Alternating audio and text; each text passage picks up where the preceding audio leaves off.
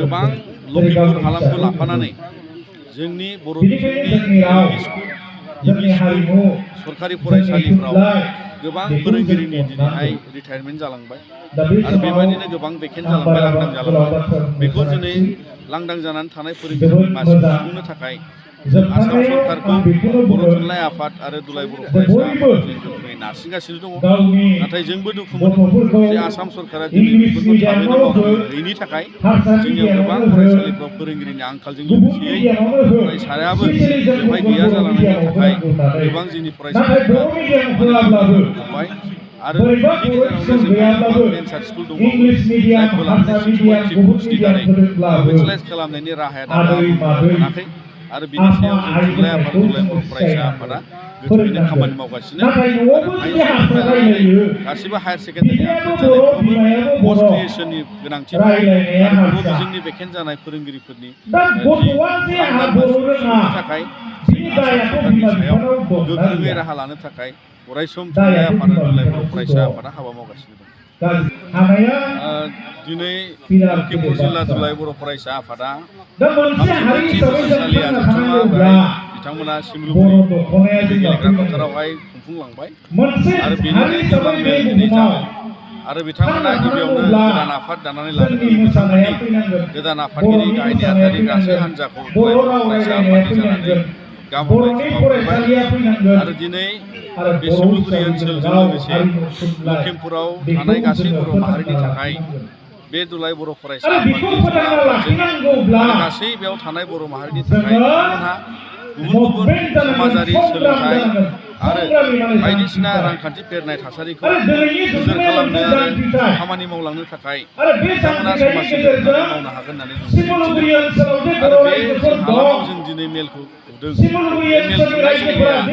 जोंहा मोनसे बर'नि थाखाय जारिमिनारि बे ओनसोल, मानोना बड'लेण्ड सोमावसारनाय समनिफ्राय बेवहाय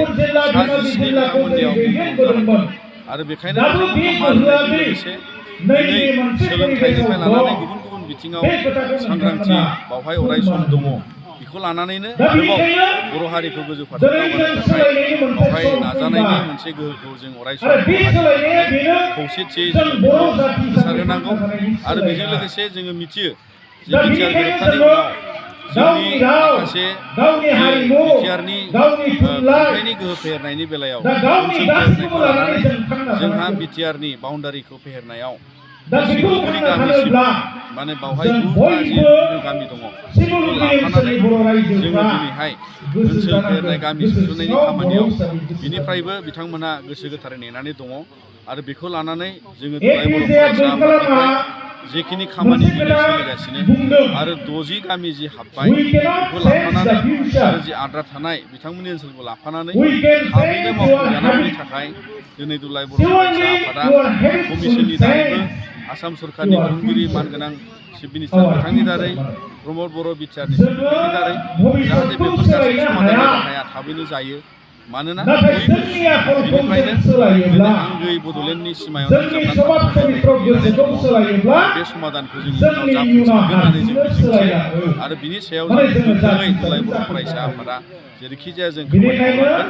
आरो बेजों लोगोसे बेहाय गासै जोंनि समाज जौगानाय आरो सोलोंथाइ दावगानायाव जाहाथे जोंनि बेफोर ओनसोलाव समाज बेरेखा थासारिया जायगा दामोथों। जेरै दाबो दिनै गोदान बोसोरखौ बरायनायनि नामावबो गोबां ओनसोलाव गोबां जायगायाव जोंनि लाइमोनफ्रा बायदि बायदि गुबुंले थासारियाव जौजों रंजानानै सोरबा ड्राग्सजों, सोरबा जुवाजों, सोरबा गान्जाजों बायदिसिना देहाखौ माने जखम खालामनो हानाय थांखु बिरि सिगारेट बेफोरबायदि हुदाखौ जाहाथे जोंनि लाइमोनफ्रा गोजानाव थानो हायो, गोजानाव दोननो हायो, बेफोरनि थाखाय गिबियावनो जों सांग्राङै सोलिनांगौ आरो बेबायदि थासारिया जाहाथे बे ओनसोलाव दाफैथों आरो बेजों लोगोसे जोंनि समाजाव गुबुन गुबुन गोसो फोथायनाय, गोसो हाबा जानाय बेफोरबो जाहाथे जोंनियाव जोबलाङो आरो बेखौ लानानै जों दुलाय बर' फरायसा आफादा बर' माहारिनि गोजोननि थाखाय बेफोर थासारियाव जों अरायसम खामानि गोबां फरायसालिया जोंनि बर' फरायसालिया थैलांनो हमगासिनो दङ बेनि सायाव मा बुंनो सानो आरो लोगोसे बेवहाय गुबुन दिनै गोबां लखिमपुर हालामखौ लाफानानै जोंनि बर' बिजोंनि स्कुल सरकारि फरायसालिफ्राव गोबां फोरोंगिरिनि दिनैहाय रिटायारमेन्ट जालांबाय आरो बेबायदिनो गोबां भेकेन्ट जालांबाय, लांदां जालांबाय। बेखौ दिनै लांदां जानानै थानाय फोरोंगिरिनि मासिखौ सुफुंनो थाखाय आसाम सरकारखौ बर' थुनलाइ आफाद आरो दुलाराय बर' फरायसा आफादा जों गोख्रोङै नारसिनगासिनो दङ। नाथाय जोंबो दुखु मोनो जे आसाम सरकारा दिनै बेफोरखौ थाबैनो मावफुंहैयैनि थाखाय जोंनियाव गोबां फरायसालिफ्राव फोरोंगिरिनि आंखालजों लोगोसेयै फरायसायाबो बेवहाय गैया जालांनायनि थाखाय गोबां जोंनि फरायसालिफ्रा हमबाय आरो बेनि गेजेरावनो जोंहा गोबां भेन्सार स्कुल दंबावो जायखौ लानानै 6.3 कर्सनि दारै प्रभिन्सियेलाइज खालामनायनि राहाया दाबो मोनाखै आरो बिनि सायाव जों थुनलाइ आफाद दुलाराय बर' फरायसा आफादा गोख्रैनो खामानि मावगासिनो आरो हाइ स्कुलनिफ्राय लानानै गासिबो हायार सेकेन्डारि आपग्रेड जानायफ्रावबो पस्ट क्रिएसननि गोनांथि दङ आरो बर' बिजोंनि भेकेन्ट जानाय फोरोंगिरिफोरनि जि लांदां मासिखौ सुफुंनो थाखाय जों आसाम सरकारनि सायाव गोख्रोङै राहा लानो थाखाय अरायसम थुनलाइ आफाद आरो दुलाराय बर' फरायसा आफादा हाबा मावगासिनो दं।